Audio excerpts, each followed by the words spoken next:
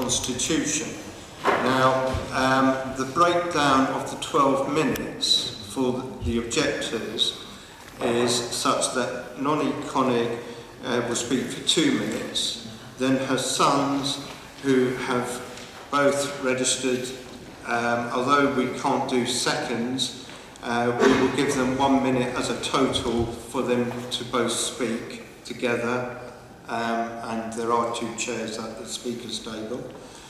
Then Derek Philip Chu will speak for 2 minutes. Sarah Story will speak for 1 minute. Mathilda Rosengold, 2 minutes. Peter Lerner, 2 minutes. And Andrew Hill, 2 minutes. And then the applicant can actually divide up the 12 minutes between them with the applicant and a local resident. So, if I can ask our Head of Planning to introduce the item. Thank you, Chairman. Application 18/02105 is for a 5-storey car park on land bounded by Staffordton Way to the north, Vickers Way to the west, Little Store to the east, with residential on the former park and ride site to the south, known as the Loftings. The site sits in the Broadway Opportunity Area of the Area Action Plan and is an edge of town centre location. You can see the site outlined in red on the slide in front of you. To the north and the east is existing commercial development, and to the north and east is existing commercial development, and to the west residential development along Greenfields Drive and Alpine Close, and to the immediate south residential development, and beyond that the water treatment works and the municipal waste and recycling facility. The separation distances to those adjoining residential properties are shown on this slide, which is appended to your panel report as Appendix F on the back page of your agenda papers. In terms of a building-to-building relationship, the nearest residential property is number 1 Greenfields Drive, which has been extended to its side boundary and is sited 19.5 metres from the proposed car park. To the south, at the closest point, the car park will be 22.5 metres from Marigold House on Wallingford Way, which is what the Loftings is now known as. This drawing on the slide in front of you, Chairman, was produced in response to representations from objectors that the car park would only be 5 metres from homes, which is not the case. That's a slide to show the separation distance, to Marigold House. So the ground floor level of the car park is shown on this slide. The site is not level. So as you can see from the elevations, and as you will know the site, it sits below the road level by about 1 to 1.5 metres.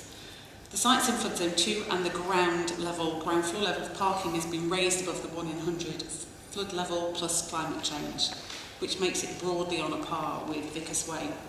And the car park would take vehicle access from Vickers Way, which is shown on the bottom of that slide.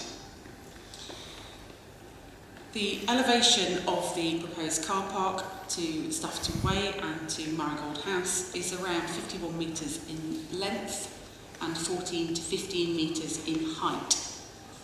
On this slide, in fact, you can see superimposed behind the top elevation the Loftings development, Marigold House, which is 7 storeys in height. So you see the storey heights are broadly similar.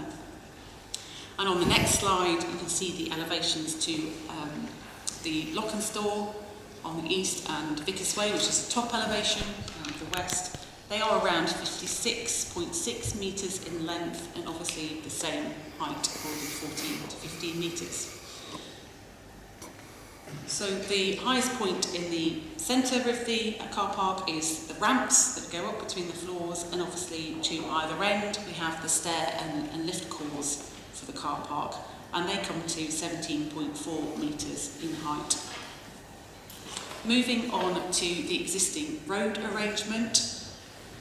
So the pink shows the existing carriageway, the purple is Highways Verge, and the yellow is land that's not in the ownership of the Highways Authority, because this is taken from the Highways Adoption Information. section. So this existing road arrangement has in fact already been approved to be changed as a result of the Loftings development, and that's been secured in a Section 106 scheme, and that is shown on this slide. So you can see that the roundabout is moved slightly along Staffton Way, which means that Vickers Way is actually straightened. I think we have talked previously about the kink in the road disappears. There is a trigger for this scheme to be implemented in the lofting scheme, which is based on dwellings occupied, and I know that the developer has been in discussion with the Highway Authority on carrying out those works.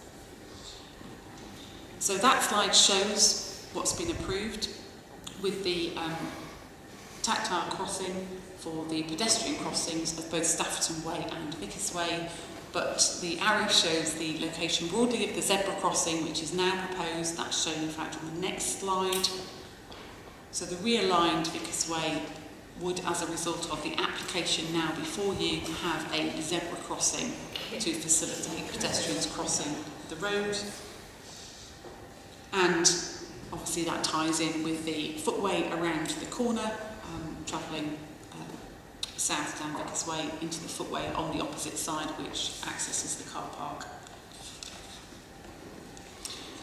So the photograph shows a view towards the application site from Staffton Way. You can see the Lockenstor, which adjoins the application site, the trees on the southern boundary and Marigold House beyond it, and you can also see the houses in Greenfield Drive, approximately where the white van, Greenfields Drive. Greenfields. Just Greenfields. Greenfields. Greenfields. Apologies, Chairman. Thank you.